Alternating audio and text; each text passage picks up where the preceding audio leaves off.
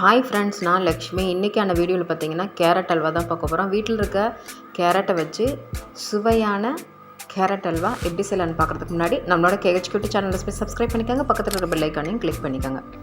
First இதுக்கு நான் ஒரு குக்கரில் வந்து ஒரு அரை கிலோ கேரட்டை வந்து நல்லா தோல் சீவிட்டு நல்லா கழுவி எடுத்துகிட்டு அப்படியே நான் வந்து வேக வைக்கிறேன். கட் பண்ண வேணாம், துருவ வேணாம், அப்படியே வேக வச்சு எடுத்துக்கலாம். பால் வந்து 1 டம்ளர் 100 ml அளவுக்கு எடுத்திருக்கேன். அரை டம்ளர் வந்து அதே கிளாஸில் வந்து தண்ணி சேர்த்துட்டேன்.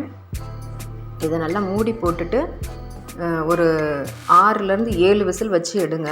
இன்னும் முழுசாக வேக வைக்கிறனால கேரட்டை பொறுத்து அது வேகிறதுக்கு ஒரு சிலருக்கு சீக்கிரம் வெந்துடும், சிலது வந்து வேகாமல் இருந்தால் திருப்பி ஒரு 2 விசில் கூட வச்சு எடுத்துக்கோங்க. விசில் போட்டாச்சு. 7 விசில் கழித்து இப்போ எடுத்து பார்க்கலாம் எப்படி வெந்திருக்கா இல்லையான்னு சொல்லிட்டு. பாருங்கள், நல்லாவே வெந்துருச்சு. இப்போ உங்களுக்கு அதை வந்து கம்ப்ளீட்டாக நம்ம வந்து அதை மசிச்சிடணும். ஒரு மத்து இல்லைன்னா உங்கள்கிட்ட பொட்டேட்டோஸ் மசாலா இருந்துச்சுன்னா அதை வச்சு கூட நீங்கள் மசிச்சு எடுத்துக்கலாம். இல்லைன்னா கரண்டியை வச்சு கூட நல்லா அப்படியே மசிச்சு விட்டுக்கலாம். இந்த மாதிரி கம்ப்ளீட்டாக வந்து இதை மசிச்சிருங்க. இதுக்கு நம்ம வந்து வெள்ளை சர்க்கரை ஆட் பண்ண போகிறது கிடையாது. நான் வந்து இதில் வந்து நாட்டு சர்க்கரை சேர்த்து தான் பண்ண போகிறேன். ஆனால் வெள்ளை சர்க்கரையில் செஞ்சிங்கன்னா சுவை அதிகமாக இருக்கும். நான் ஹெல்த் கான்ஷியஸ்க்காக நாட்டு சர்க்கரை சேர்க்குறேன். 3/4 கப் அளவு சேர்த்துக்கலாம். நீங்கள் 1 கப்பு இன்னும் தித்திப்பாக வேணும்னா நீங்கள் 1 கப் அளவு சேர்த்துக்கலாம். நான் 3/4 கப் அளவுக்கு நாட்டு சர்க்கரை சேர்த்துருக்கேன். வெல்லம் கூட சேர்த்துக்கலாங்க, ரொம்ப டேஸ்ட்டாகவே இருக்கும். இப்போ இதில் ஒரு துளி அளவு உப்பு வந்து ஆட் பண்ணிக்கோங்க. அந்த இனிப்பு சுவையை வந்து தூக்கி கொடுக்கறதுக்காக உப்பு சேர்த்துருக்கோம். நல்லா வந்து இதை கலந்து விட்டுக்கோங்க. இப்போ இதில் வந்து நான் பால் பவுடர் வந்து ஒரு 1/4 கப் அளவுக்கு பால் பவுடர் ஆட் பண்ணியிருக்கேன்.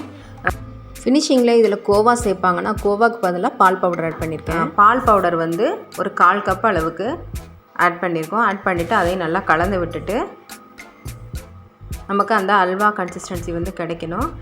லோ ஃப்ளேமில் வச்சே கலந்துக்கோங்க. இப்போ இதில் ஒரு 4 டீஸ்பூன் அளவுக்கு நெய் சேர்த்துட்டு முந்திரி திராட்சை வந்து ஒரு கையளவு இருக்கிற மாதிரி எடுத்துக்கிட்டு அதை நல்லா வறுத்து எடுத்துக்கோங்க.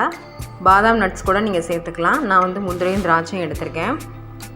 இதை நல்லா ரோஸ்ட் பண்ணிவிட்டு ஹல்வாவோட ஆட் பண்ண போகிறோம்.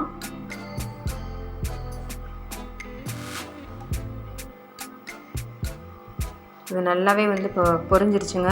இப்போ இதை வந்து ஹல்வாவோடு ஆட் பண்ணிவிட்டு அப்படியே இந்த நெய்யோடு சுருண்டு வர மாதிரி நல்லா வந்து கலந்துடலாம். நல்ல கமகமன்னு இருக்குங்க. கண்டிப்பாக டேஸ்ட்டுமே அருமையாக இருந்துச்சுங்க. கண்டிப்பாக நீங்களும் செஞ்சு பார்த்துட்டு எப்படி இருந்துச்சுன்னு கமெண்ட் செக்ஷனில் சொல்லுங்கள் ஃப்ரெண்ட்ஸ். மறக்காமல் நம்ம சேனலுக்கான சப்போர்ட்டை கொடுப்பேங்க நம்புகிறேன்.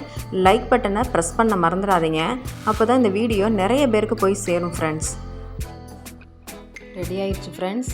ஸ்டவ்வை ஆஃப் பண்ணிவிட்டு நம்ம வந்து இது ஒரு பவுலுக்கு வந்து ட்ரான்ஸ்ஃபர் பண்ணிடலாம். சுட சுடவும் சாப்பிடலாம், டேஸ்ட்டு நல்லாயிருக்கும். ஃப்ரிட்ஜில் வச்சு சாப்பிட்டிங்கன்னா இன்னும் சூப்பராக இருக்கும் ஃப்ரெண்ட்ஸ்.